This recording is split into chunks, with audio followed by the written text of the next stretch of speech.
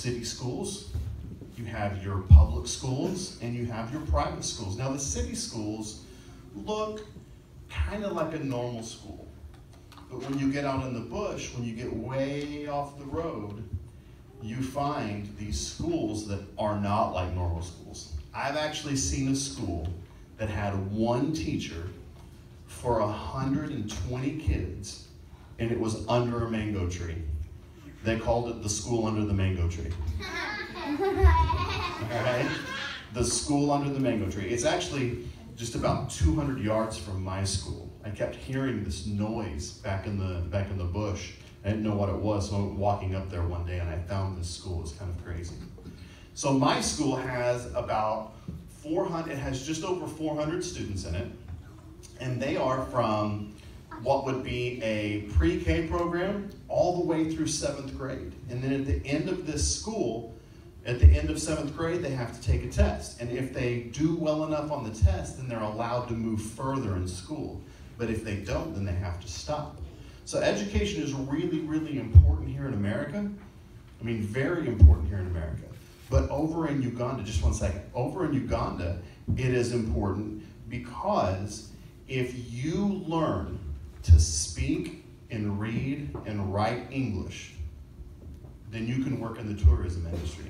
Now, I know it's kind of crazy because you'd think, why would you have to learn English in Uganda? Well, it's mainly because their official language is English. And if they learn how to read it and write it and speak it in a very proficient manner, then they will get to earn money that will actually at least double their life expectancy. It's pretty crazy. There's all sorts of weird, crazy things that are over there. Bugs and spiders and snakes and all sorts of funny things. But it's really, really cool, and I really enjoy going over there. So what you guys are gonna be doing is you're gonna, 1, donate money to buy the supplies, and 2, we're gonna make educational games that I'm gonna take over there. I'm leaving the day after Christmas to go to Uganda. Okay, I'm gonna leave all this cold stuff. I'm gonna go be warm for a while. And I'm gonna go over there and I'm gonna take all of these games over to this school. So you will actually be impacting people that are half of a world away. So you were raising your hand. Is the rule that they have to take a 7th grade test and stuff? Is that your rule or the country's? That is the country's rule. That's a very good question. That's the country's rule. In fact, in the school region where we are, in the town of Nyanga, there are 15 primary schools, and in the past 5 years, there hasn't been a single Division I student. That's kind of their grades, Division I, 2, 3, and 4. But we think that this year, our students are about to take the test.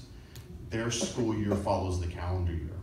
So they're about to be done with 7th grade, and they're about to take their test. And we think we got 2 that might be able to get to a Division I, which would be really good for our school. So that school, or going over to Uganda, that's actually how I met the Rowlands.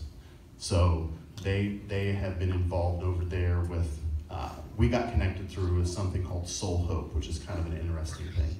So that is what we're gonna be doing. We're gonna be making games that are gonna go all the way across the world. It's 8 time zones away, and we're going to use them at that school to teach those kids English, so that, or math, or whatever subject we decide to do games on, and it's going to impact those students. So does anybody have any questions? Yes? Do they teach them really hard in school? Do they teach? Yeah, so they do some really weird things with their curriculum. One of them is called Base 5 Math, which is something we don't do until you get to college, but for some reason they expect 5th graders to do it. It's kind of crazy. Asher? I knew your name. That's crazy, isn't it?